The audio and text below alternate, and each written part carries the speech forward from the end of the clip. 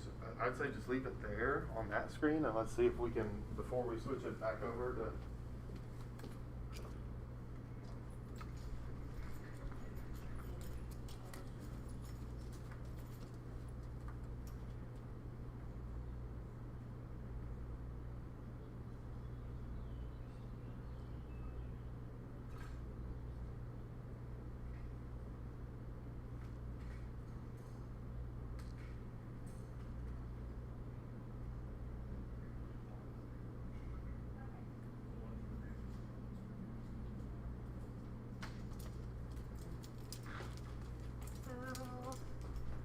Should just have to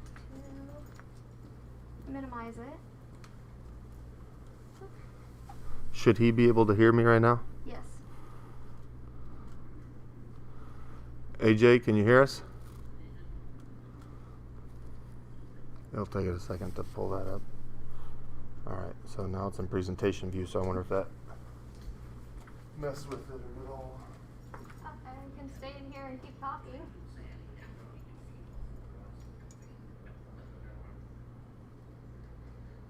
Please tell me it worked. It's up? And you can hear us? Well, I don't, does that have sound in there?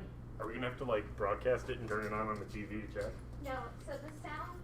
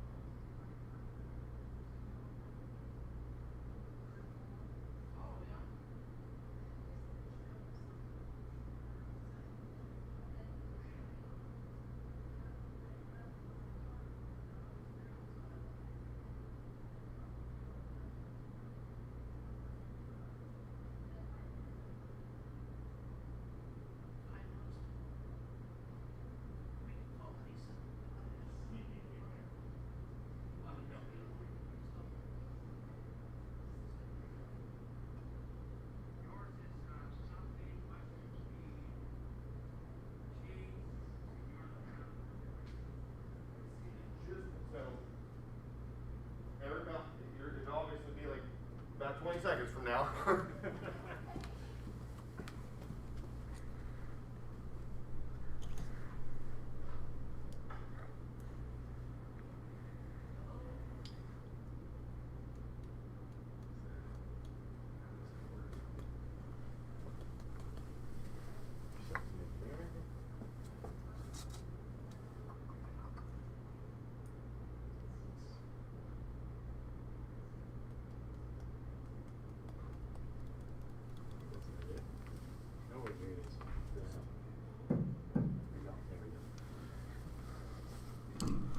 All right.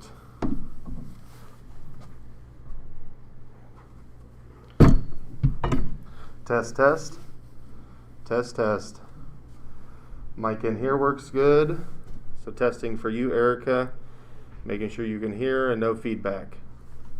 Probably run in there and hear it himself. How we doing? All right, good. Good.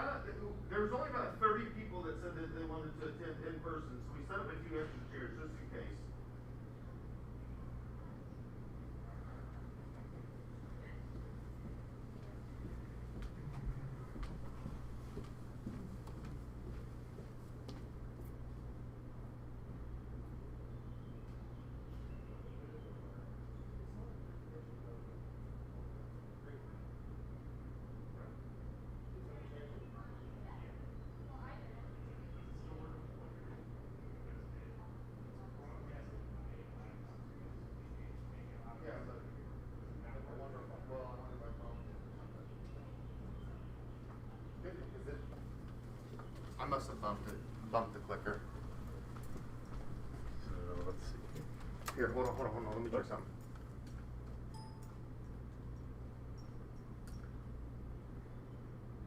I wonder if I bumped that button right there. Okay, and then we have to switch it so that it duplicates. And then check if you can switch slides while it's like this. I Okay. think you probably have enough time to switch slides and walk back. Yeah. God, I don't get to change anything on this presentation. Well, that wasn't stressful at all to figure out. Oh my goodness.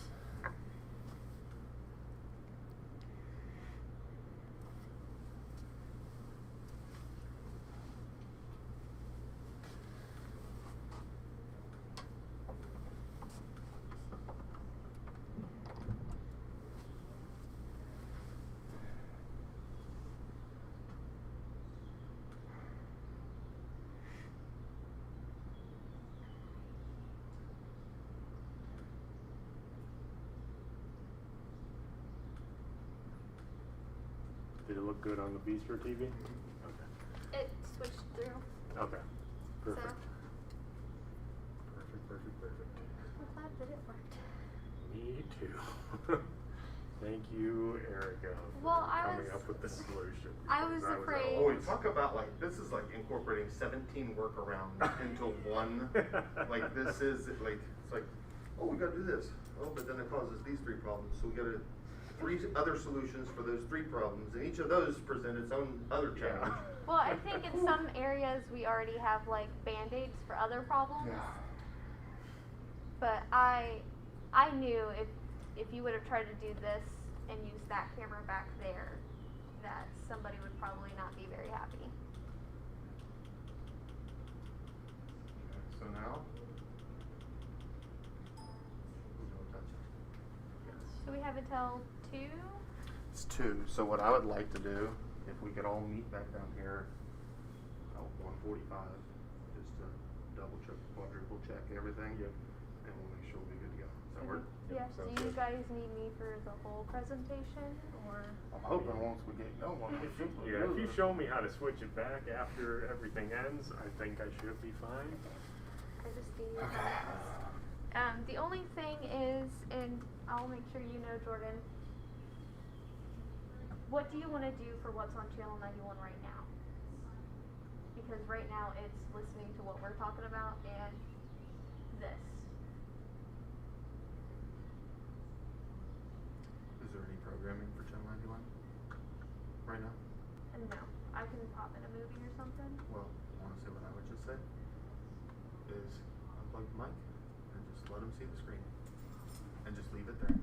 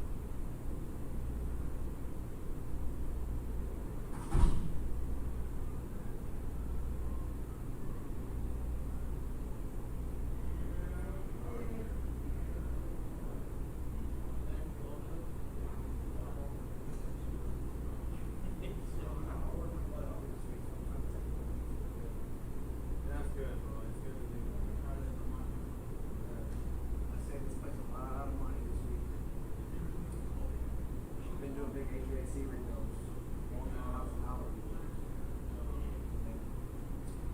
But this rounds up for Libby, has any of one worse.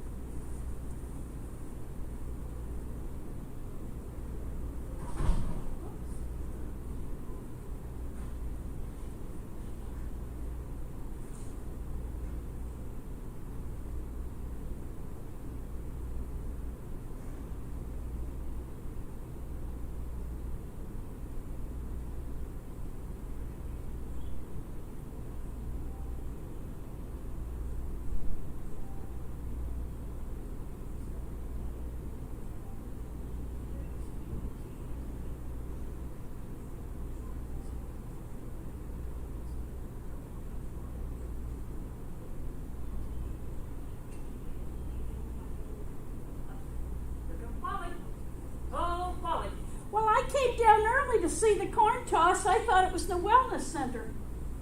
Where is it? Well, I don't know, I can't find it. It was at 1 o'clock, Jeannie said she was going. Yeah, usually it's in the. Don't they wellness usually center. have that in the wellness center? Yeah, they do.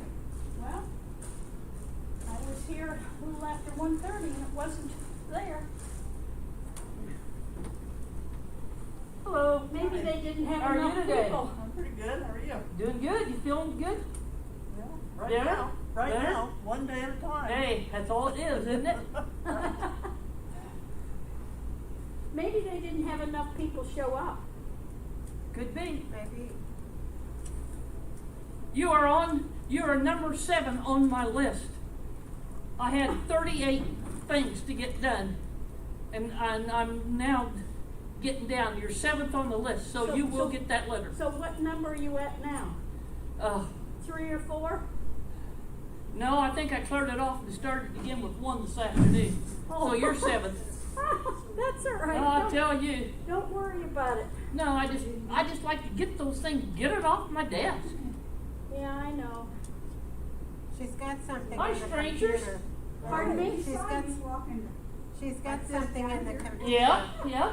that somebody sent to her, but it's real tiny print. Yeah, we'll get So it. now I'm gonna have to. Yeah, get it front row and retype center the so you thing can- Oh, and no. fix it up, so. And I'm You're walking cleaning out- good, aren't you? I'm walking much better. That's great. It's that tender loving care he gave you. It is. And I'm cleaning out a room tomorrow, so I won't get it done tomorrow. You're cleaning out a room? Happened by Dirks. Yeah. Yeah, they can put them on the table. We're not gonna have the, what do y'all say? We're not gonna have the umbrellas up.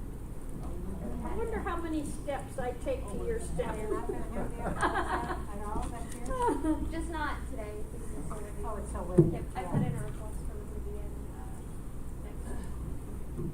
So are you doing okay? Yeah. Counting down the days?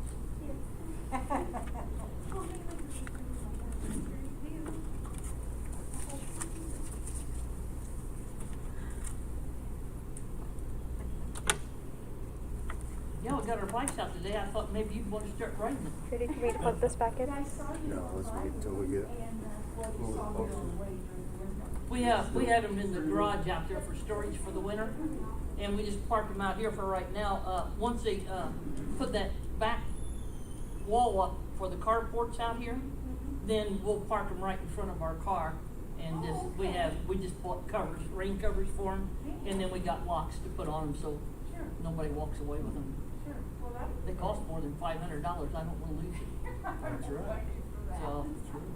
So we just I got don't think anybody here would take them, but people, once in a while, people from the neighborhoods come through. This walk. I had thought about Yeah. And I don't think there'd be a problem, but I don't want to ask for a problem.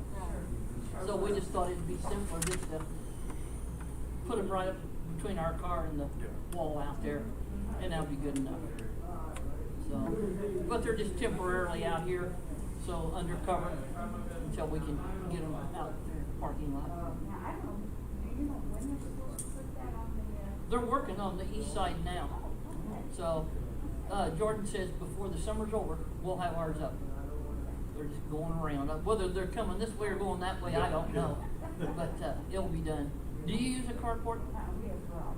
Oh, you got the garage, okay. Not a lot of room in there, is there? Not for our No, car. but there's enough room in front that I could keep them. It's hard to get any size car in there. Is that, Yeah. Well, you know, they were built for smaller cars. Right, yeah. And we thought with this edge, we wouldn't be in trouble at all.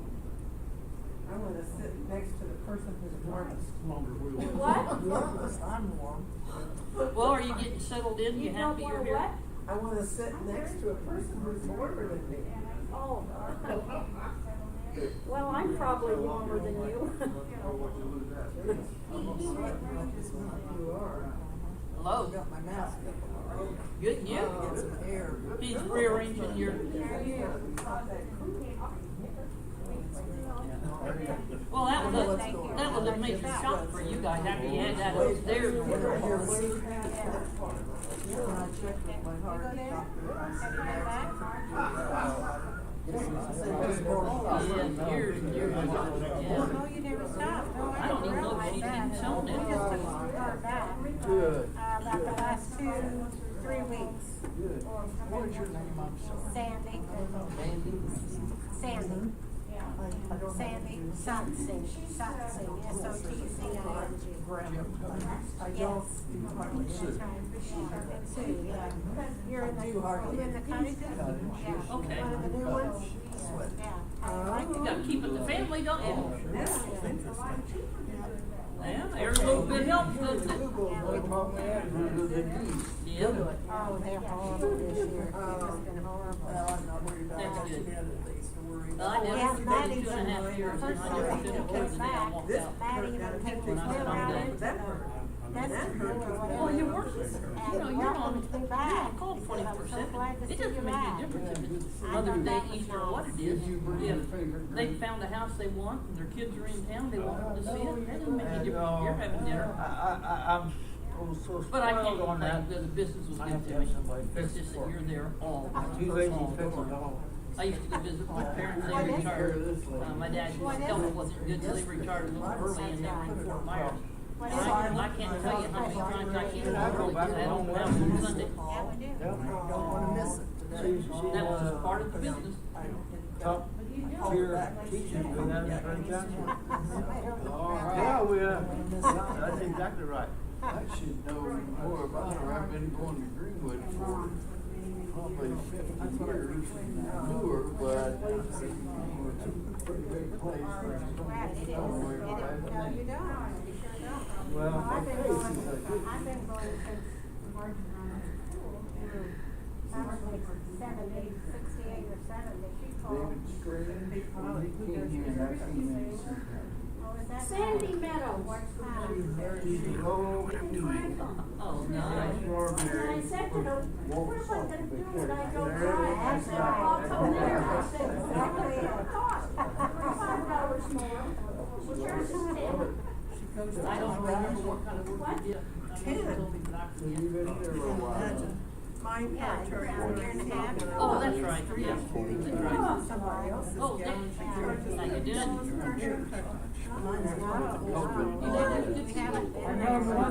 We were thinking about going to East Yeah. and then we They live down the hall from us. This wasn't the best time to go, because I figured it was gonna be Oh, it's busy. nice, I know, So we did not. I'm Dick go. Gilfire. We've seen it on TV. You ever come to bingo, he runs it. I don't have. I know how to cut it. I gotta like chop chop it. You said we, so Treva and I work together. I think the turnout is getting to be pretty good, don't you? We have 45 this year. Well, you can have what, 65 in there? Close to 60. Around 60. Yeah. Yeah, you can have more. Oh, well, She did a good job. Oh, is that, I wondered when that was gonna happen. she used to I work just here. signed, I just talked to A Johnny. long time ago, when that, the town Yesterday, and I think I'm gonna go on that I Israel decided to trip. use this with my dad. I'm signed up, he says I I'm met her at when I was 55 now, so I'm gonna get my money in, so maybe that'll help. My Jamie said they might know me. Jason and Melissa. Test, test, test, test. I'll have you. I've never been there, and I've never been there. I'm looking forward to it. Sandy, And that's. he said we didn't show up today, and I told him you said we didn't have to. Yeah. We do. Right. We go the first and the third, is this the third? Yeah. Oh, shoot. I'm Well, sorry. I was working in a room, cleaning out a room. Take You just that. leave everything away and then Projection is for next How do I fiscal not year. do that? You should have called us. Jamie just told me. Oh, no. I'm hoping it's. Hi there, Treva. Hey, how you doing? Doing fine. Hi, Sandy. I thought you were working up at the library. Well, I had to get down here and build it up into this. That's right. Right. They can do without me to. Oh my goodness, I never heard of I'm that. going, do you I know was there Kathy? from 12 Do o'clock. you know Apartments Kathy are not Britton? filled. Facing But right here. Yeah, Let you she's going. take the wheel, and then you know what you're doing in the software. How do I get out of this? It's So that'll be a Okay, so here, I think the and then biggest thing about it is settings, Matt's gonna be on the trip. properties, So is the So it wants to go to default, and we want blue snowball. Not very well. So now it should be, here, I'll get that switched over to that.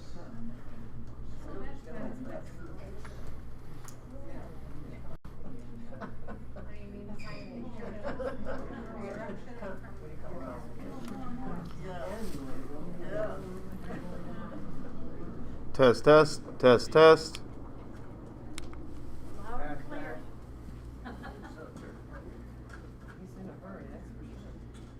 He could sure walk, can't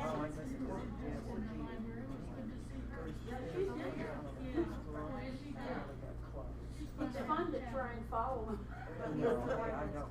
I remember when they had about a year ago the walk with a staff person. I walked with him. Can you? I didn't know, I know it's, I probably coming up, but I didn't know. steps to every one of his, but I did. This is not the one you're going I to. kept up a little bit about it.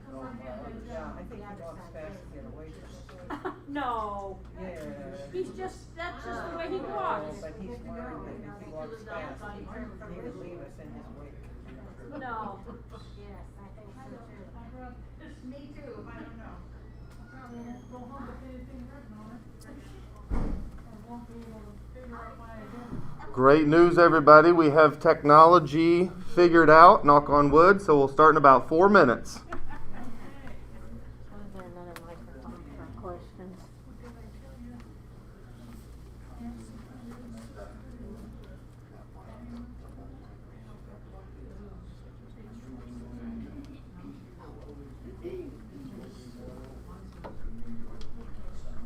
What they have tonight, that shrimp scampi.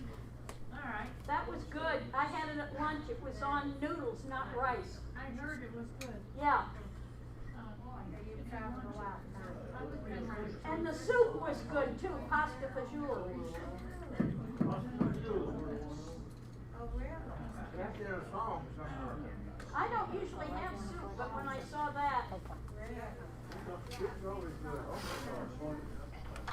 Oh, you can tell me, yeah, I'll hear it. Oh, you got some notes? Oh, that's really good, how's that? That's fine. Hey, friends. Hey. hello. How are you? Good, good.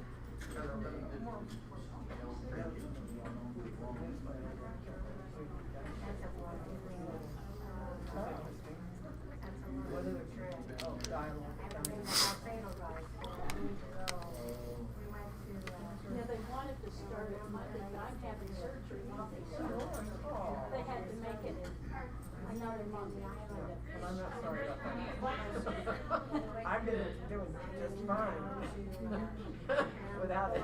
I've been writing a lot more notes down to the we took the suggestion box that's not blocked. We did that walk. And then, after that time, it was about a week, 10 days maybe, they all left and went home. And Treva and I stayed and went on to Rome. Then we went to Lake Como and Milan and Venice.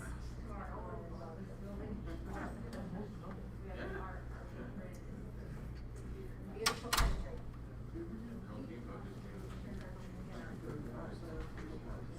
I guess there's 2 more places, John told me, that's open right now. And Kathy Britton, that I told you about, she's going this summer. Probably correct, would you take me 3 steps also? What? You're correct, would you take me 3 steps Yeah, also? She sees it on. You know, I'm thinking this is like church. Nobody sits up in the front row. A lot of times she has her elderly mother, and she's not real well. I like to be able to see, and I can't see over people. Yeah, that's right.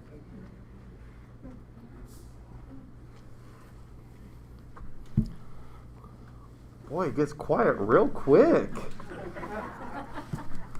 You have a commanding presence, apparently. Why is it only this commanding when it's the budget presentations? What I want to know. Because we're all holding our breath.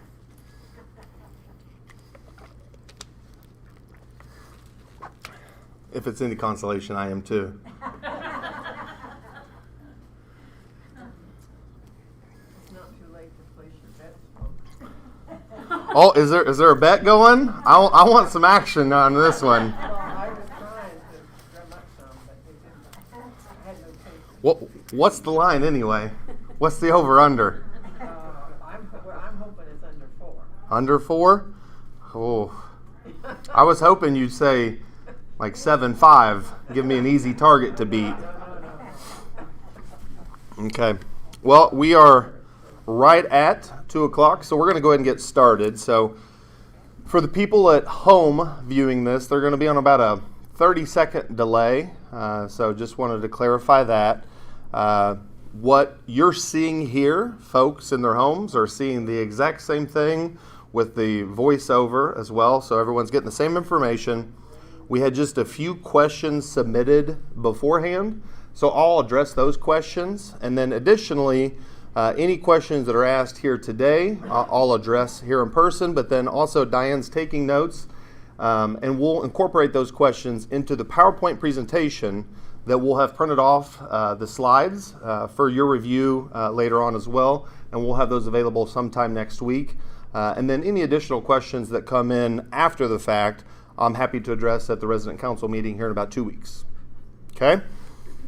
So without further ado, we'll go over very briefly the agenda. So overview of the process, the goals, looking at the trends and the factors that kind of impacted the budget, revenue and expense breakdowns, capital, expense factors, what went into those, specific changes to ancillary services.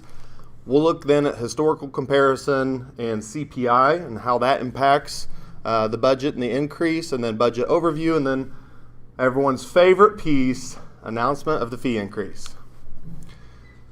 So budget process. So revenues, we base this upon historical and current trends, but obviously occupancy is going to play a significant role in the revenue aspect of things. Expenses, again, we look at those comparisons, historical trends. We look for accuracy, reasonableness when it comes to that. Some of the things we know, we can expect specific percent increases in some of the areas, and so we can look at that, and then also industry trends. Department directors and even their supervisors and managers play a significant role in providing us input and feedback for all of those. Budget drafts 1, 2, 3, 4, 5, 6. I could go on. I'm looking at Jennifer Evans, our accounting director over here, because we have been through multiple iterations of this budget specifically. In years past, we do take a very analytical and almost granular approach, but this year, even more so than any years past, and for obvious reasons. We've had some extenuating circumstances this year, and we're still in extenuating circumstances as we kind of recover from COVID and find out what the new normal is. And so again, myself, Jennifer, all the department directors, and then LCS provides a significant amount of input and support throughout that process, and then we go through multiple reviews with specifically the finance committee of the board of directors, and then finally the board of directors, which we were down to the wire this year as the budget was finalized and approved on Wednesday night at about 7:15. So about a little over 36 hours ago, I think. So goals, what are the goals for the budget? Compile resident suggestions and priorities from the previous year. Competitive bids from vendors. I think that's one that over the last couple years we've seen a lot of success in making people compete for our business. We have to compete for your business with our competition, and they should have to compete for our business as an organization as well. And make sure we get the absolute best value for the organization and for you. All staff positions. We have to constantly evaluate the positions themselves, but also appropriate wages for those positions to ensure that we're getting the best bang for our buck, the best value, and make sure that we're providing the services that you want and need. Always want to make sure we have a positive bottom line. There have been times in the past at GVS where that's not happened. And there's times where it makes it a lot harder to achieve that bottom line, both in net operating income and cash flow, which are a little different.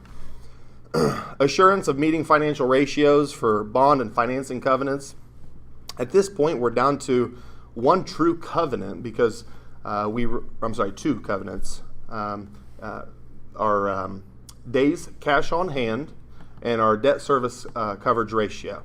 And so we had an occupancy covenant that is no longer there through our refinancing. And so not only did we recognize quite a bit of savings with the refinancing, we also removed that covenant, which has been helpful. We always want to look at adding services and amenities, effective and cost efficient at the same time. And then ultimately, we've been around for 60 years. We want to make sure that we're going to be around for another 60 years. So assuring that long-term financial health.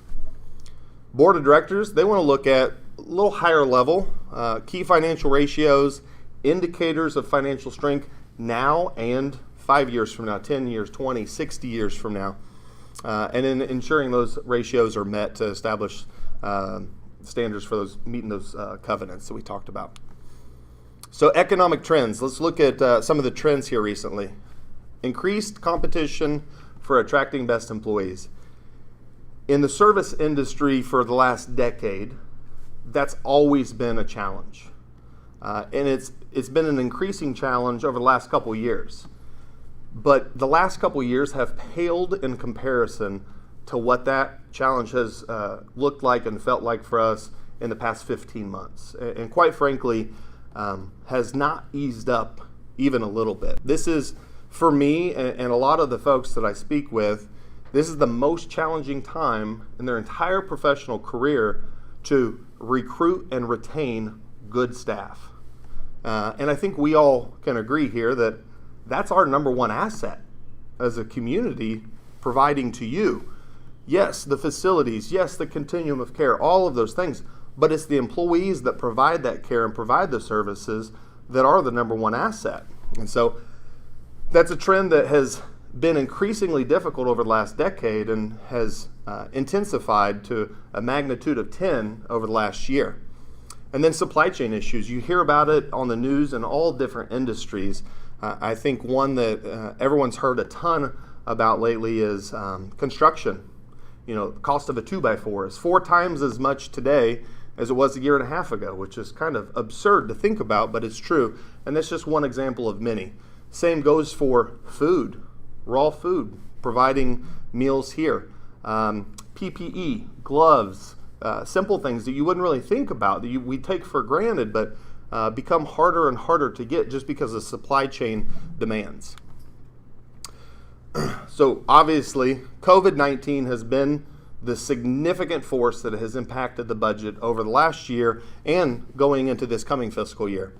Impact on expenses. We've seen tremendous increase in some of those ancillary items, specifically PPE, cost of food in some areas, and some of those have fluctuated, and we've actually seen some relief on some of those, that the expenses have increased tremendously, but there still are some higher expenses in a lot of those areas. You can see their occupancy in bold. That is the main driver of revenue. Occupancy equals revenue. And unfortunately, occupancy across the entire senior living industry has been negatively impacted by COVID-19. So you take the health impacts of COVID-19 out of the equation, and we're still struggling, the industry is still struggling, both from a regulatory point of view and a lifestyle demand point of view. And what I mean by that, in the healthcare setting, it is a need-based setting. You go to assisted living or the health center because you have a need.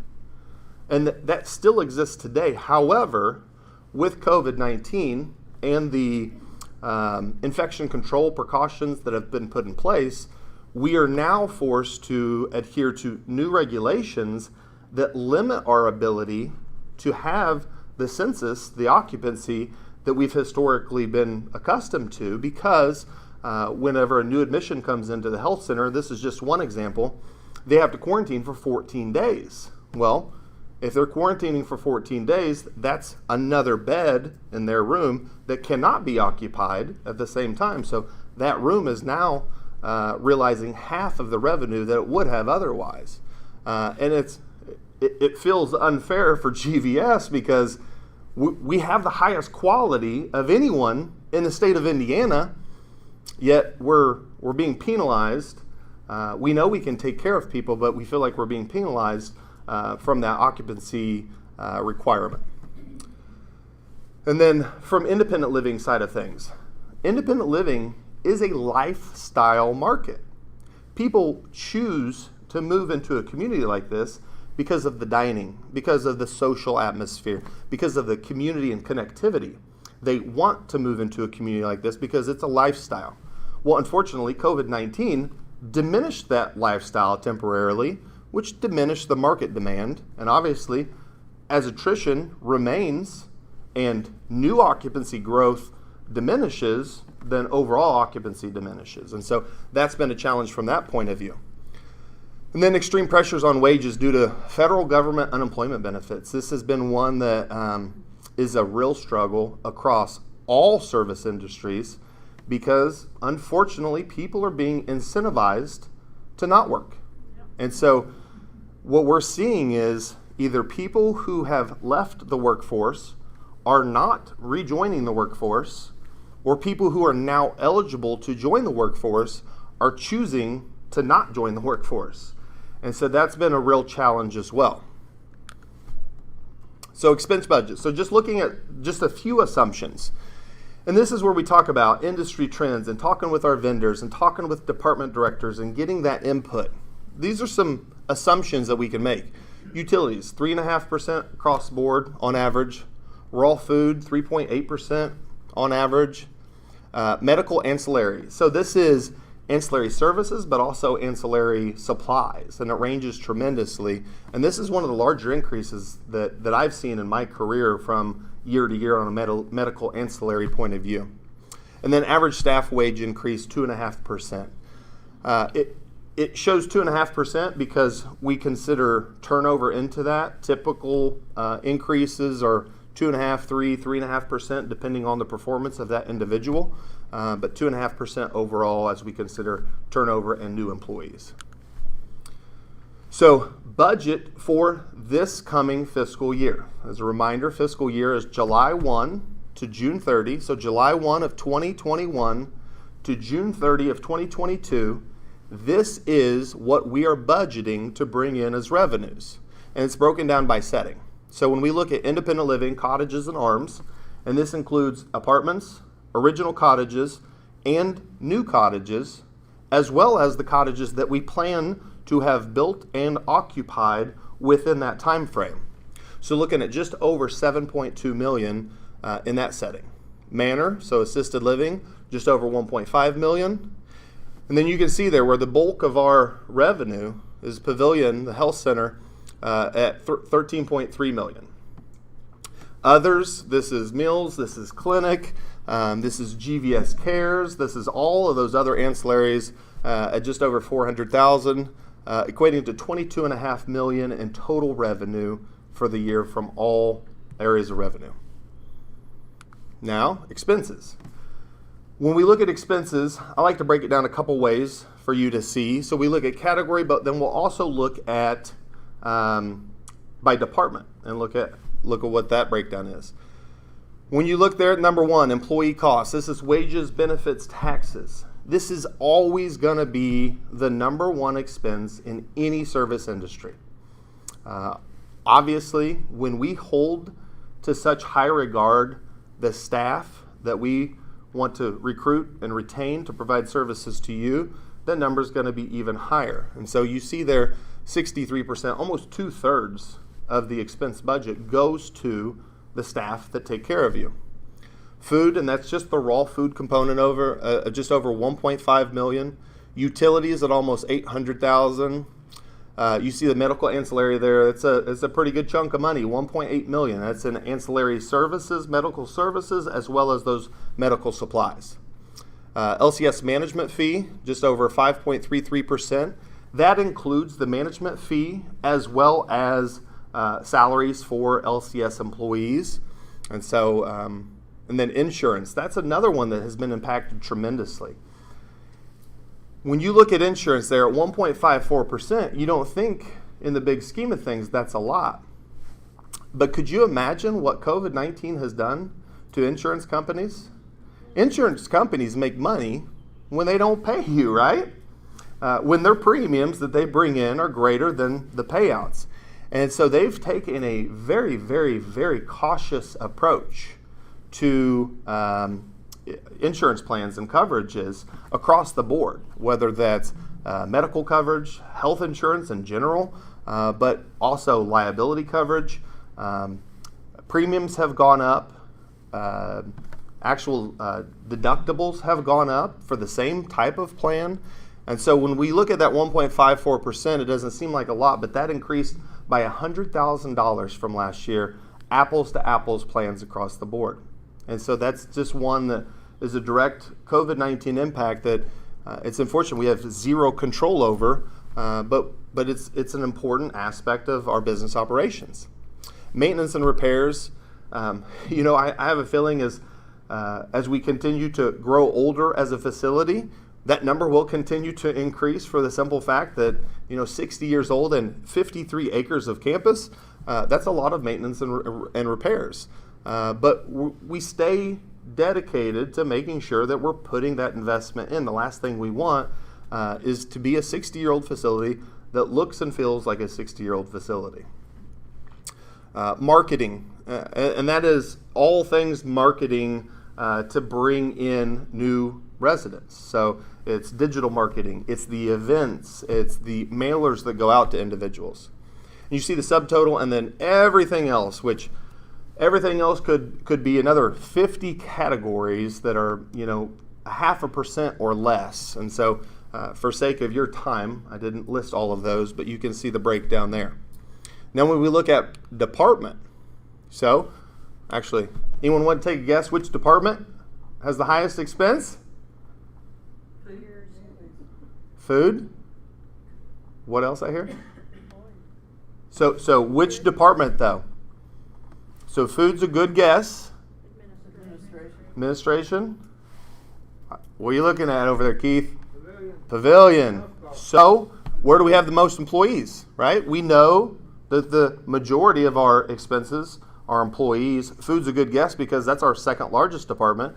But you're going to see a pretty apparent theme here. General administrative, plant operations, environmental services with the smallest department is going to have the smallest associated expense basically due to wages. I take that back. Resident services and GVS Cares. And GVS Cares is actually growing quite rapidly. That's another one of those where that one would be significantly higher if we could hire more employees. The demand for those services is significantly greater than we're able to supply those services, which is frustrating to us because we want to be able to provide those services. And then Pavilion, you see there 8.3, and then dining services coming in less than that. So dining services isn't much smaller of a department in terms of full-time equivalents, but when you think about the qualifications that come with the Pavilion and being a registered nurse or a licensed practical nurse, the wages are obviously higher there. So you can see the breakdown there equating to just under 22 million. So capital expenditures. So let's take a look at these. These do not impact monthly fee increase. So sources for capital expenditures come from entry fees of new residents, and those entry fees not only fund capital improvements, but also fund debt service payments. So capital expenditures this year budgeted at $2.1 million. So I would say consistently for the last 5, 6, 7 years, it's just been right around $2 million. A little shy, a little over, but that's what it takes to keep this community up to par and remaining competitive and providing the amenities that you want and need when it's a 60-year-old facility. And then we determine priorities based off of two things, really. Organizational needs and future growth, but then also what residents are consistently expressing that they want and need as well. And then there's 4 R's, and those R's get more expensive as you go down the line. repairs are the cheapest. And then you've got renovations, which are more expensive. Repositioning, which is really just kind of a fancy word for a long-term renovation. And then replace. Anytime you have to replace something, that's obviously the most expensive. And so when we look at those rules, those R's, we try to take the most cost-effective, most value-add approach, and we start with repairs, and then we work our way up the line, depending on where that value-add is going to land. So when we look at, again, capital expenditures, these are items over $1,000 that have a minimum 3-year lifespan. That's just the general rule. Major items for this coming fiscal year. Refurbishments of the apartments, whenever someone moves out and someone moves in. The scheduled 8-year renovations. For the cottages, the same thing, refurbishments, manor refurbishments. This is refurbishments across campus, so just over $1 million there. This one's going to make a lot of people happy. This one's already signed off on. Equipment is ordered. We will be billed in July, but the domestic hot water system being completely, this one is replaced. This is a replace, and I think many of you would agree that that's one that requires a replacement. There's nothing worse than waking up in the morning and wanting a nice steamy hot shower and getting a lukewarm shower. And so we've been able to provide some simple Band-Aid type fixes in the meantime for specific needs, but we need to take a very large approach to this because that is one of the essential needs and wants of any human is a nice hot shower, whether it's for cleaning or cooking, etc. Lower level renovation. When we talk about lower level renovation, we're talking about the bistro, we're talking about the meeting room, we're talking about the vacated bank area.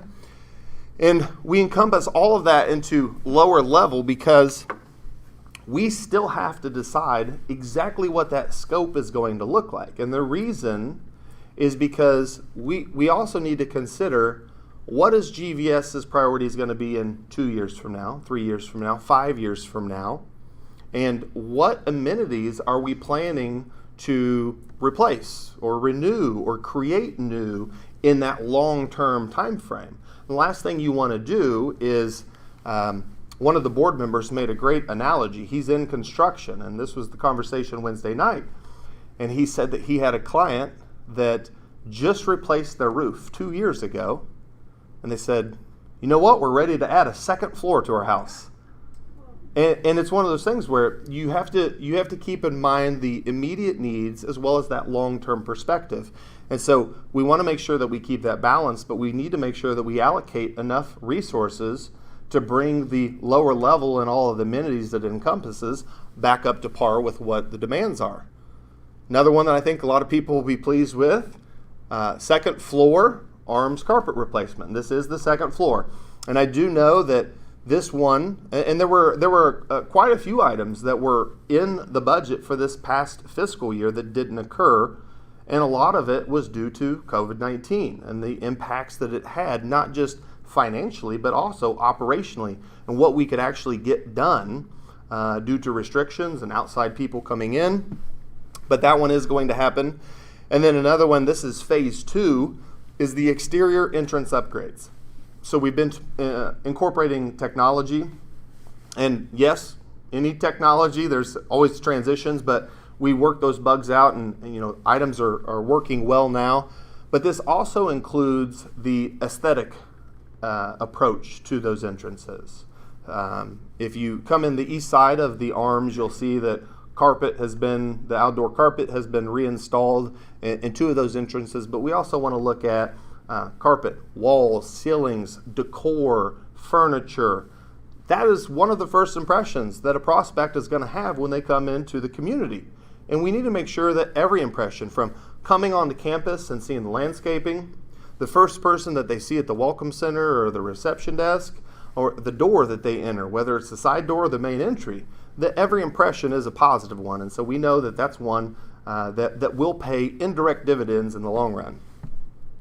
And it just makes you feel better when you come into a nice entryway. It's your home. You want to feel good about it. So UPL, so upper payment limit. This is the partnership that we have with Johnson Memorial Hospital. And this is the federal funding that we get for kind of the subsidiary payments for our Medicaid. And so money comes from the federal government as part of that Medicaid intergovernmental transfer program with Johnson Memorial. The revenue and expense are not counted in the operations and capital budget. So we say $2.1 million for capital, but this is a different capital expense budget. And so this one's $859,000 this year is what we have planned for renovations and upgrades and capital improvements. UPL money should be spent on health center capital upgrades. And so we are very, very intentional. There are a lot of organizations that participate in this program who are not intentional and appropriate those funds in, I would say, questionable ways. And I think the government would agree that they would call them questionable ways. I think they would go even further with quite a bit. But we stay very true to what the purpose of those funds are for and ensure that we retain the integrity, that we maintain the integrity of that program to preserve that future funding to continue to improve the health center. So when we look at that, there's some major items that are occurring in the pavilion this coming year. Kitchen renovation. So many of you probably remember Greenwood Village South years ago with the pavilion opening up in 1996.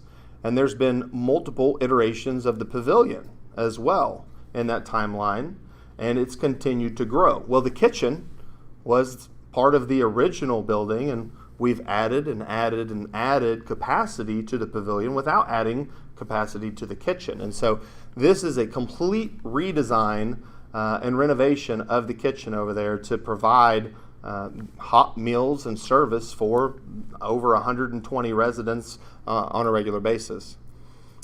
With that comes the dining room, making sure that the dining room, and we want to ensure that our residents have that same experience throughout the entire continuum of care. And so, the Orchard dining room and the feeling that you get when you have a meal there, we want residents in both the Manor and our health center, the pavilion, to have that same type of experience and environment. So upgrading that dining room.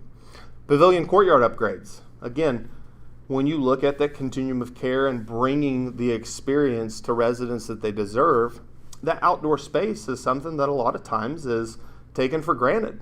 And we want to make sure that that outdoor space is beautiful and usable for those residents as well. Shower room, it's a large shower room, but it's a small space, but it's anytime you're renovating a bathroom of any kind, it's one of the most expensive ones. And so that made the list. Front lobby upgrades, again, making sure that first impression really stands out. And then various medical equipment. One of the most important things for ensuring not just high quality of care, but also ensuring great employee engagement is giving employees the equipment that they need to do the job well. And so medical equipment is one of those areas that we want to make sure that we are constantly investing and reinvesting in to make sure that our employees have exactly what they need to provide the services to you.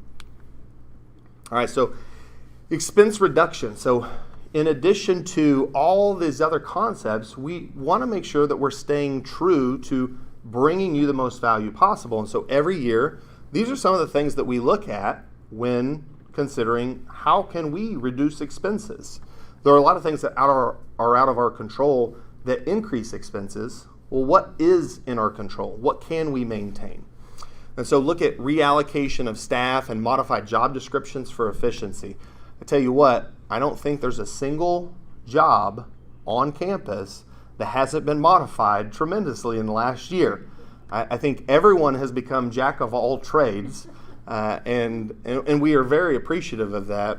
But even past, pandemic times, how are jobs kind of adapted to make sure that we're providing the most efficient, cost-effective, and value-add service to you? I always want to make sure we're paying attention to the debt. Meetings with our investment banker, and not just debt, but also revenue from investments. So meeting with them, meetings with debt holder, regular review of investment policy, and not just review, but making changes, proactive changes to that investment policy as needed depending on the economic environment. Reviewing and negotiating contracts. Like I said, that's one where a lot of opportunity can be had when we make vendors and providers fight for our business. They should fight for our business. And so making sure that we have those conversations in a very healthy and professional way has proven to be very beneficial. Group purchasing options. LCS is a great resource for that, as they serve 134 communities across the nation. That incorporates a lot of buying power. And when they can partner with group purchasing programs, not just for goods, but services as well, we get a lot of value for that. And then one of the most significant ones is the refinancing of our current debt that we completed in February of this year, which will tremendously benefit GVS for its future, specifically for the next 10 years in quite a positive way. So challenges. Back to staff. So not just pandemic and not just the federal government, but also all of our other competition.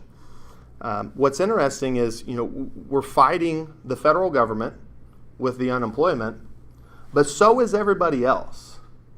And so now we're fighting the government, but then we're all, as service providers, fighting over the same smaller group of employees. And everybody wants the best employees. And so that challenge has increased tremendously. Overall increase in operating expenses, that's a common theme that's going to happen every single year, no matter what. It's always going to happen. Capital expenses on a 60-year-old facility continue to increase. Like I said, we're looking at an average of $2 million in capital expenditures over the last 6 years. That's always going to be there on a community of this size. And the cost of providing services far exceeds revenue or built-in service fee. This is for very specific areas. When we look at, and I'll give it one example, the clinic. So the clinic employs nurses. Nurses require education and a higher rate of pay than what let's just say a server in the dining room, right? However, there are some folks, and I'll just equate this to the 80-20 rule. 20% of individuals require 80% of energy, right?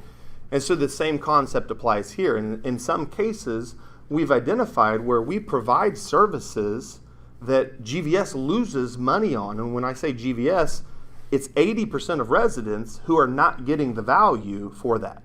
And so whether it's something that's built in to the monthly service fee that you're not getting the benefit of because a small group of individuals are receiving the majority of the benefit, or if it's something where the ancillary charges are not sufficient to cover just the base expenses of providing those services, and only a handful of individuals utilize those ancillary services. So really taking a look at that and making sure that there's a fair and equitable value approach to those costs and expenses. So when we talk about staff wages increase with local pay scales, we talk about the federal government, we talk about competition. When we used to talk about competition, we would talk about other nursing homes, other senior living communities. But this is our competition now. Taco Bell, Burger King, McDonald's. Now it's kind of funny, but it's sad at the same time. And you have to laugh or you'll cry. When Cindy and Lisa and Jennifer and I meet and talk about this, some of our frontline employees start off at $9.50 an hour. The times of single-digit wages are far past. These three examples right here in Greenwood, anyone without even a high school education could get a job today making $12 an hour. Now, I would argue that it's going to be a different experience, right? So you got to weigh that. But how many 16, 17, 18-year-olds look at the big picture when they're getting their first job? They see $9.50, they see $12, and they don't care what that job looks like. They're going to Taco Bell, and they probably get some free chalupas while they're at it, right? So it's interesting. This is the first time where we've had to consider fast food as a competition for us. And it's not just fast food. It's anyone and everyone who needs employees in that service industry. And so that has been a remarkable challenge for us, that is a new challenge that we're still trying to figure out. So back to that value add and looking at ancillaries. These are some ancillary changes. These are the ancillary changes that are occurring this year.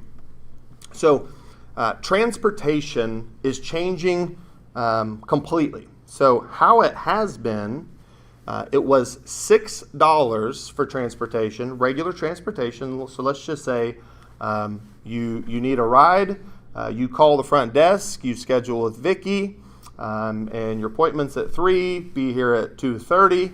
You walk down, Debbie's there to take you to your appointment. You hop in the car, she takes you, drops you off, call it a day. Base rate would be $6 within the first 5 miles. Anything outside of 5 miles would be another $1.25 per mile after that. Well, think about, again, the expense associated with just that one trip. Unfortunately, it just simply that reimbursement, so let's say it's within 5 miles, $6. Well, the organization, you, the residents, are spending significantly more on that service than what that individual, one person, is paying for the service. So the organization and every other resident that's not receiving that specific service is actually losing money and losing value. And so we're taking a different approach to that. So moving forward, the base rate will be $5, but that is literally the base rate. That is the base rate to schedule an appointment. And then it'll be $1.50 per mile. Okay? Transportation base for assistance. And when we say assistance, there are times, whether it's a wheelchair or if it's someone who needs dropped off at the front door, the driver goes and parks, comes back to the building, and then walks them to their appointment inside the building, whatever that looks like. Oftentimes, we're charging $6 for that, and it may take an hour and a half of that employee's time. And again, that's a tremendous value for that one individual. But it's a significant disservice to every other resident. And so we want to make sure that the value is there for every resident and not just a few of the residents. And so that's how that one will work. And then cancellations is another one where, unfortunately, we've experienced a lot in the last year, actually, last-minute cancellations. And so a frustration from some residents in the past have been we cannot schedule their transportation because transportation's already scheduled for both drivers. And sometimes even Diane or other folks, plant operations are helping drive. And so it's frustrating when we have to say no because we don't have a driver, but then unfortunately someone cancels. So not only did we not receive any revenue to offset the expense, we also didn't provide a service to the resident that needed it, and they had to go find that service elsewhere. So in this situation, it'll be up to $10 for a cancellation of less than 24 hours. So 24 hours, you call us the day before, no cancellation fee. If it is less than 24 hours, then it's up to $10. So it's $10 or the lesser of the scheduled trip. So let's say that it's somewhere, I have an appointment that's 2 miles away. The base rate would be $5. 2 miles times $1.50 would be $3. So 5 plus 3 is 8. My cancellation fee would only be $8 rather than $10. But it caps at $10. And it's simply to offset the expense of that or prevent the loss of ability to saying yes and providing service to you. Nursing services was $40 going to $48 an hour, but that's broken down into 15-minute increments. So really it's going from $10 to $12 per 15-minute increment. When we also look at nursing services, an additional component that's being added to that, so nursing services from the clinic is in-apartment services. So when they come to your apartment to do an assessment, provide care of any kind, med reminders are a different thing. Those are charged separately. but these are for true nursing services. If you come to the clinic for nursing services, there's no charge, blood pressure checks, things. That's a value add to you. But something that has been increasingly more time consuming, and again, a inability for the clinic staff to provide care and services to everyone else is med setups. So the amount of time that our clinic nurses are spending setting up medications for residents is actually preventing them from providing service to other residents, which has caused frustration from those other residents. And unfortunately, that's something that there's never been a revenue source for. And so here, again, just from the value and fairness approach, medication setups will be in that clinic services, but billed at the same rate of $12 per 15 minutes. Carports. So regular carports are currently $20, and they'll be $20. Enclosed carports. So this has been a significant one that people have requested time and time again, and so we are working on enclosing carports. We've started. We're almost finished with the first one on the east side of the building here. Vinyl siding will be going up, I believe, next week. And so those will increase from $20 a month to $30 a month. And as a reminder, garages are $50 a month. So want to make sure that we're finding an appropriate difference between those two. And then carpet cleaning.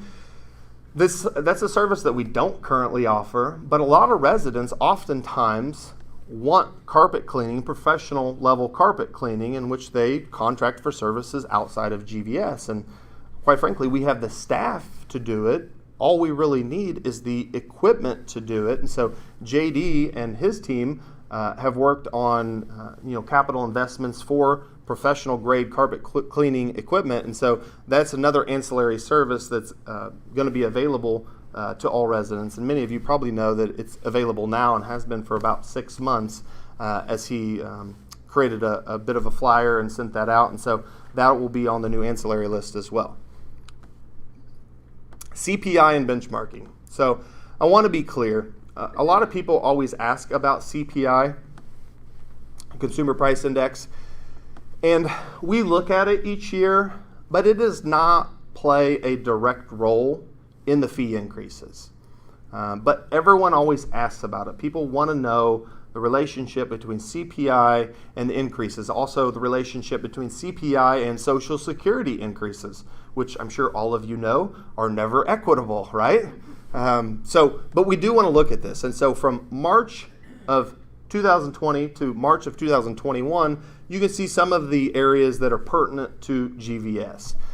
For those of you that haven't looked deeply into CPI, oftentimes the news outlets will report extremely high-level information, and CPI gets extremely granular. When you look at food, that third category there, food is broken down into about 100 different categories. And so, again, for sake of your time, we don't want to look at every single one of those because that would be, it's quite honestly useless data, but these are some of the things that we looked at. So all items for CPI, 2.6, and then we break down hospital services, that's a relatable service, food, that's relatable. We'll skip over energy there. Medical care at 2.7 and physician services at 5.3. But I just want to show that energy one. From March of 2020 to March of 2021, a 13.2 increase. That was one that just stuck out to me tremendously. If we go back here, you can see utilities is 3.64%. So luckily, that's not a category that's 60% of our expenses at 13.2%, because that would be a significant negative impact to the budget. But I just thought that was one that was interesting and really stuck out. So LCS core principles. I wanted to talk about core principles as we get closer and closer to what everyone's anticipating. We serve the customer first and foremost. We have always held in high regard the service that we provide to residents. And we want to make sure that we keep that in high regard. We deal honestly, fairly, with integrity and openness. hopefully you'd all agree that GVS has been an organization full of integrity since its beginning in 1962. And hopefully all of you understand, the approach here is fairness. We want to take a fair approach. And then openness. The reason I wanted to have this presentation specifically as a hybrid opportunity is I want you all to know that we take so much care and consideration into deliberating over how we put this budget together because we want to ensure that we bring you the most value possible. We maintain a long-term perspective. That's one that if I could make that jump out at you a little bit more, I would, because we're going to talk about that one specifically. We're diligent and persevering. There's nothing more diligent and persevering than GVS and COVID-19. I think you would all agree with that, right? We're interconnected and interdependent. This is the true definition of a community. And again, being a professional in the senior living industry, having exposure to a lot of other communities across the nation, I hope everyone here understands just how lucky we are to be associated with Greenwood Village South, because we are a community and we are interconnected and we are interdependent, and that goes for residents, to family members, to employees, and all the way back around. So fee increase strategy. So the goal is 3 to 4% annually. That's the goal. However, and many of you have probably heard me say this multiple times over the last 2 years, the goal should always be 3 to 4% annually. However, not always able to control the financial environment. And I think everyone would agree that COVID-19 has been catastrophic to operations in many industries across the world. I wanted to share an LCS case study. So this was information that was provided by LCS just a few months ago. And it was a case study at a community done on fee increases over the course of 30 years. So they broke it down into 3 decades and then broke it down even further into smaller time frames within that 30 years. And when you looked at the fee increases, it looked like a roller coaster. And that roller coaster was directly correlated to the financial health of the organization at that time. And when financial health was a little less, fee increases shot up, which is a little bit counterintuitive if you think about it from a long-term perspective. And when financial health was really strong, fee increases decreased. Again, counterintuitive when you think about it from a long-term perspective. But when you took a 30,000-foot view and you looked at the fee increases over 30 years, it averaged just under 4%. And so when you're looking at it granularly, they were adjusting. They couldn't see the forest for the trees in their face. And so they were adjusting, they were reacting dramatically, when if they just took a step back and said, we're going to take a long-term perspective and we're going to be consistent with this over 3 decades, they would have been consistent and they would have seen consistent financial health and residents would have experienced consistent satisfaction. Unfortunately, this community didn't do that. And so it's important that we take into consideration that long-term perspective. And so taking a look at historical comparison. For those of you that have lived here for a while, I am sorry that you've seen some rough increases in your days. When you look at some of those, look at that 10-year average from 06 and 07 to 15 and 16, an average of over 5%. With, it looks like 5.75, 2015 and 16, 6.5%. I know who the executive director was at that time, and I won't repeat his name for those of you that were here when they were here. But then 2016 and 17, look at that anomaly, 2.5%. That's one of those where reacting the wrong way, right? Not having that long-term perspective. And then you can see the last couple years here staying very true to that 3 to 4%. And that 5-year average right at 3.25. So now taking a look at historical budget overview, very, very high level overview.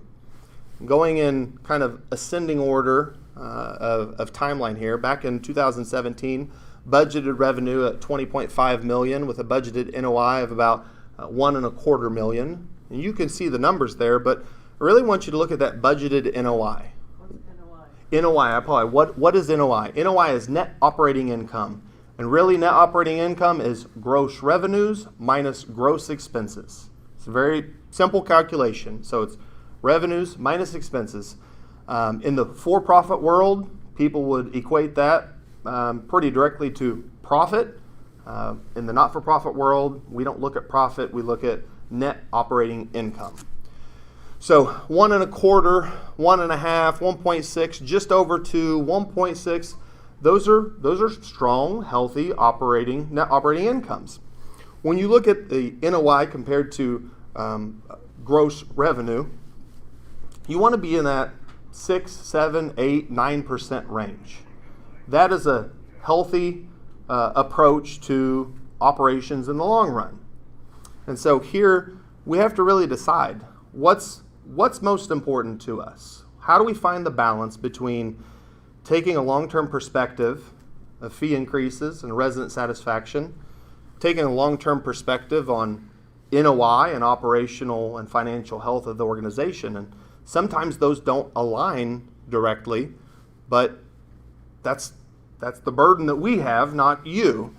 And so that's something that we had to consider and weigh in this process. And so I broke down the revenues and I broke down the expenses for this year. So here is where we are for revenue, expenses, and net operating income. You can see there at $538,000 net operating income is dramatically less than that 1.2 to 1.6 to 2.0 net operating income. I didn't do the math, but in order to achieve a 1.25 net operating income, we would have been asking residents for a 10+% increase in their monthly service fee. And I don't think that's appropriate. And I don't think that's a long-term perspective. And I would think that you would all probably agree with me that that's not appropriate if I polled the audience. And so we needed to balance that information. And so, drum roll. Oh no, I got more to say before that. So here's where we landed. We do want to take a long-term perspective. GVS has been around for 60 years because of that long-term perspective. And yes, GVS has seen ups and downs, but GVS has seen a lot of growth in a positive way, a lot of health, both in quality, services, reputation, financial health in the last decade. And we want to make sure that we keep it that way. And so we want to take that long-term perspective. We want to be around for another 60 years. We want to maintain the same priorities that have gotten us to this place. And the utmost priority is the quality that we provide to our residents. Quality of services, the quality of care, boils down to quality of staff. So we want to make sure that we hold all of that to the highest regard. At the end of the day, revenue boils down to occupancy. And even though Karen Eichman is not in this room as the sales and marketing director, directly in front of me is one of our other best sales and marketing folks, Polly O'Brien. Polly, how long have you lived here and how many residents have you brought to this community? 2.5 years. But in 1 year, I had 4. So in 1 year, Polly O'Brien was responsible for bringing 4 residents to this community. I'm here to tell you that you are the biggest asset to this community from a sales and marketing perspective. You live here. You are the best testament to what life at Greenwood Village South is like. And so here I am making a commitment to you and asking you to make a commitment to me and to Greenwood Village South. We're going to stay true to those principles. We're going to stay true to the quality and the standards that we've always provided. We're going to stay true to that long-term perspective. I'm asking you to help us and bring more residents into Greenwood Village South. And in the coming weeks and months, you're going to see some very specific approaches from a sales and marketing approach that we're going to be asking for your help to bring people in, and not to sell GVS, simply bring people in to GVS. Let us do that piece of it. You want to be the friends. You want to be the family. Let us be the management company that provides the service and care to them. So now, who's willing to commit to that? See a couple hands? A couple head nods? All right, so now we're ready for that drum roll. 3 to 4% is the goal, barring unforeseen circumstances or any national or global pandemic. However, 3.9% increase. We are staying true to those core principles. We are keeping a long-term perspective. We are balancing the short-term financial growth and health and well-being to ensure the long-term growth and health and financial well-being. So folks, we did it again. Less than 4% for 6 straight years. And we're committed to keeping it that way as long as we and you and all of us can stay true to all of those core principles that we talked about. So huge thank you to all of you, not just from a budgeting perspective, but a huge thank you to all of the residents from a perspective of what you've done for this community, what you've meant to this community in the last year and a half, what you've meant to the staff last year and a half. So many of you are so gracious towards the staff, but I want you to know what you mean to them as well. You are the bright spot in their days just as much as they are to you. Directors, departmental supervisors, the amount of input and feedback that they provided through this process is invaluable. Board Finance Committee, we pulled on their ears quite a bit throughout this process, and so thank you to them. And then obviously the entire board of directors, and then LCS, again, invaluable throughout this entire process. And that case study itself, I think, was one of the best values that they provided in making sure that we do stay true to that long-term perspective. So that is the presentation. Who has the first question? And before anyone raises their hand, I do have a couple submitted questions that I will answer. One of the questions was, will all the carports be enclosed? And the answer to that is yes, we will work one at a time. We'll finish one, we'll move to the next, and so be working on that over the next few months.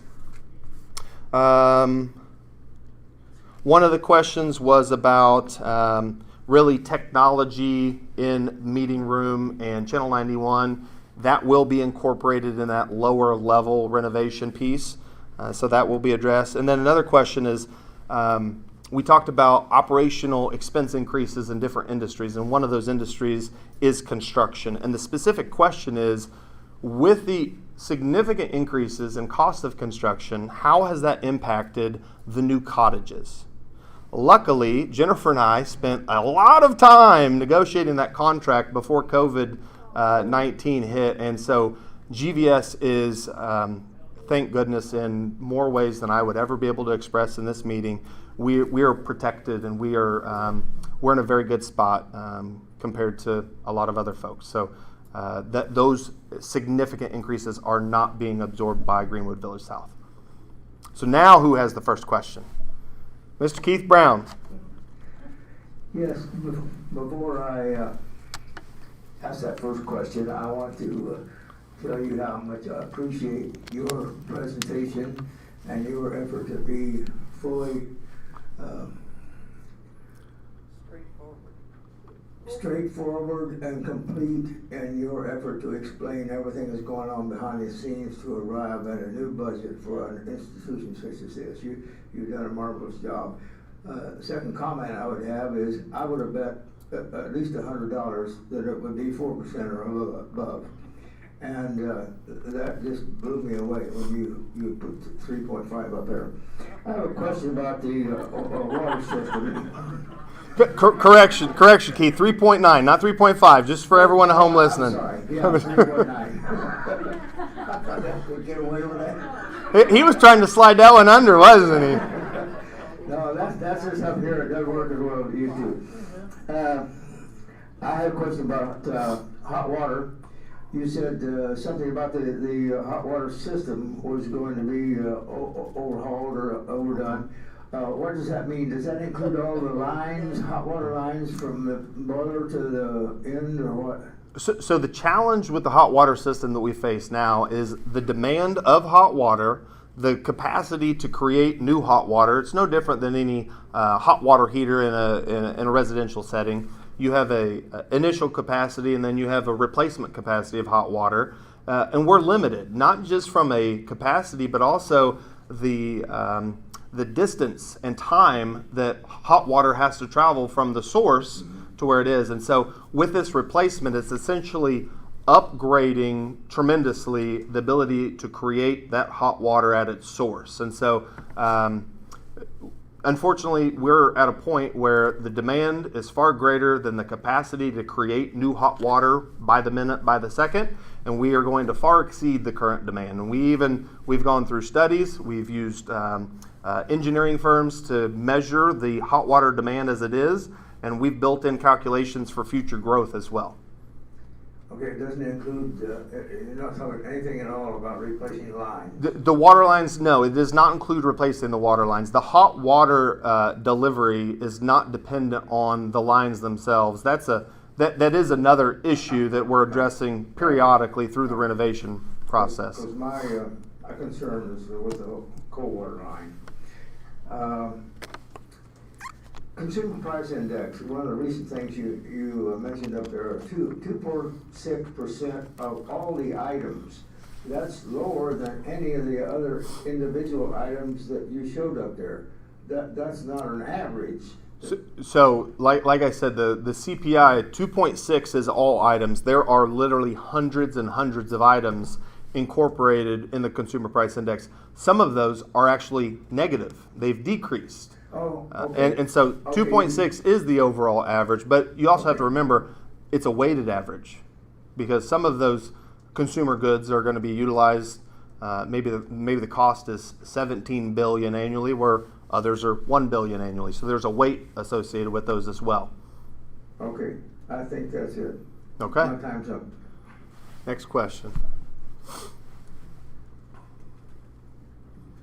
There have been a lot of issues with COVID, as we all know, and there was a lot of talk, I think, about making changes to the place here, like air conditioning systems. I didn't see anything related in the budget to those. So when we, again, taking a long-term perspective, when we look at capital expenditures, we don't just look at the current year and the next year. We look at least 5, 7, 10 years out. And so I forget which year it is. So we replaced the main chiller of the Arms building just last year. We replaced both chillers. Actually, we replaced 3 small chillers with 2 larger chillers in the pavilion this past year. And then we'll be replacing the second chiller of the Arms either next year or the following year. And so air conditioning, I mean, that piece of it, fortunately, with the capacity of the chiller that we replaced last year, 90% of the time, it doesn't require the secondary older chiller to keep up to capacity. Only on the hottest days of the summer does it actually pull requirement from the secondary chiller. But so to answer your question directly, there is more budget allocated in year 2 or 3 from where we are currently for that second chiller, which is the AC unit. It doesn't seem like I answered your question, though. I thought there was going to be more like air improvements around in certain spots where there isn't any air circulation. Okay, so you're referring to EverSafe 360 and the indoor air quality aspects. Yes, those, we actually have 24 more of those units on order, which will actually, Dennis Morrison and I just met this morning. We'll actually be receiving those sometime mid-May, and as soon as those are in, those will be installed. So 24 more to be installed throughout the Arms building, and those will be installed in the common areas to increase the indoor air quality. Yes.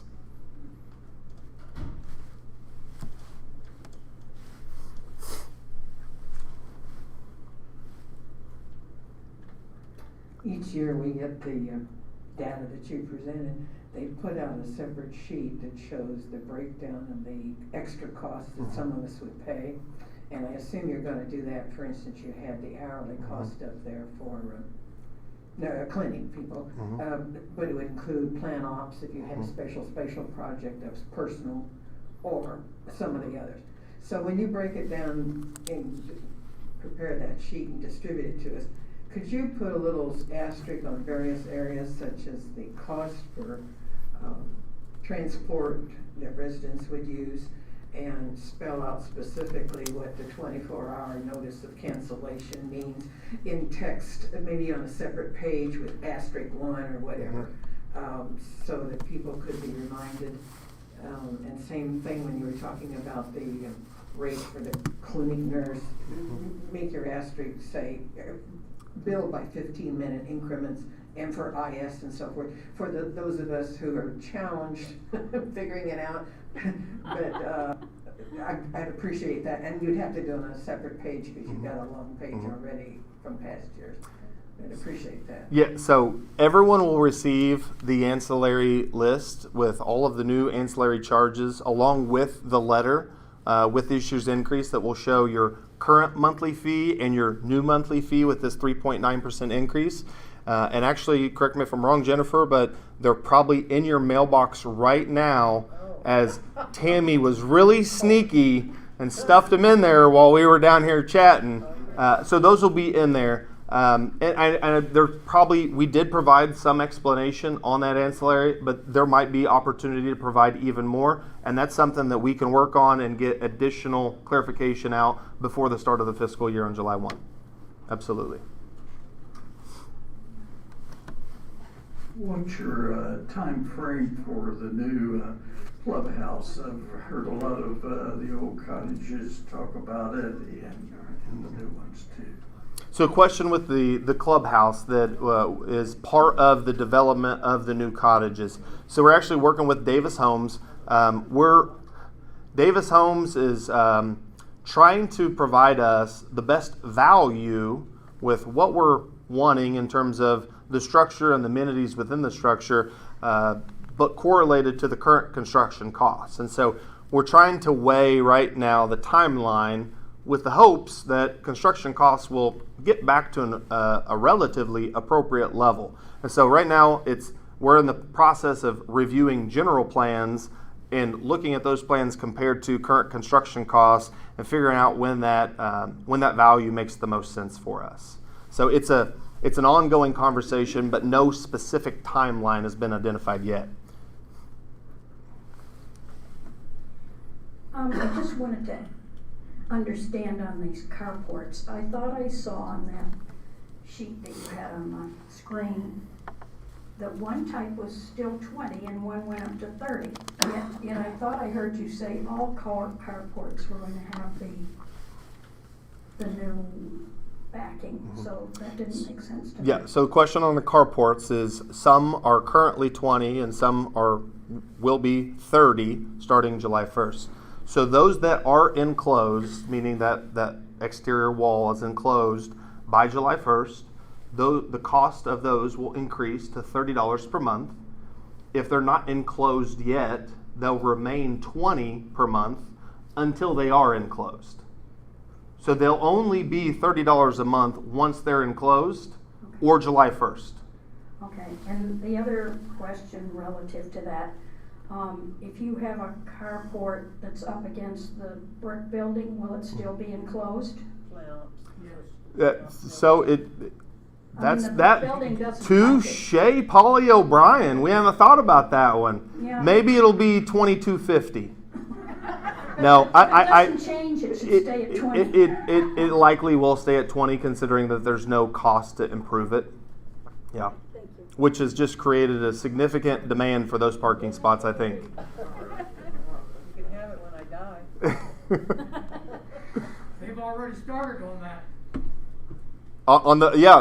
The first one's almost already done. It just needs. The one that she's talking about, they have already started. Oh, they have. Okay. I thought that you just said they weren't doing it. Well, I'll have to get with Dennis on that. I thought they were moving around to the west side for the next one.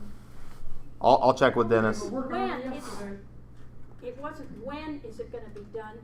I asked if it was going to be done because there's a brick building up against that. Yeah. Yeah, I'll- and I'll- exposure. yeah. So, I'll have to ask Dennis, and I can follow up with that specifically at the resident council meeting.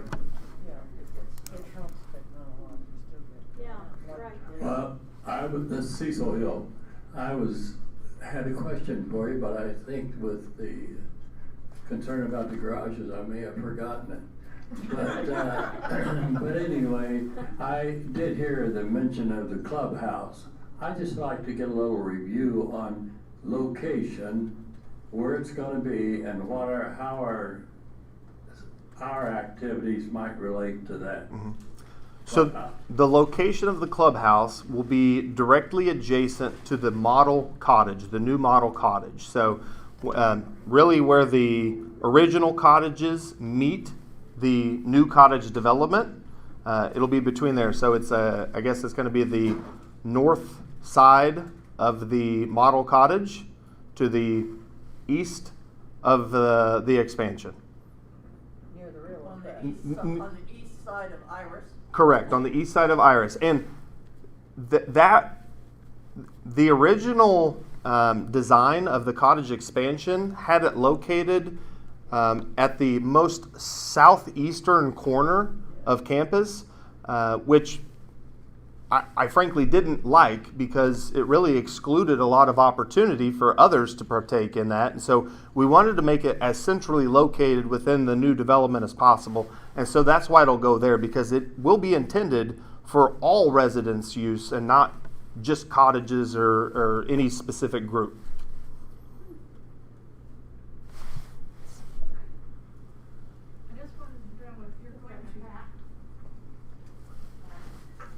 I just wanted to know if you're going to enclose our carport.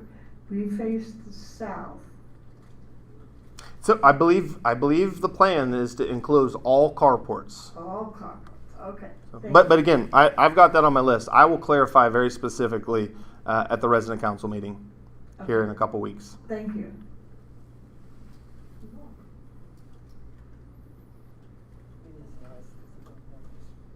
I tell you what, it's a pretty good meeting when we have an annual budget presentation and we have more questions on carports than anything else. All right, if there's no other questions, I just want you all to know I appreciate your time this afternoon. I appreciate everything over the last year and a half, and in the last 2+ years of my time here at GVS, and hopefully you want to keep myself and the rest of the leadership team around for a long time, because we truly do enjoy serving you as the residents, and GVS is truly the home for all of us. So thank you all very much. Any questions that anyone has, please submit those in the meantime, and we'll get those answered at the resident council meeting in a couple weeks. Thank you, everybody.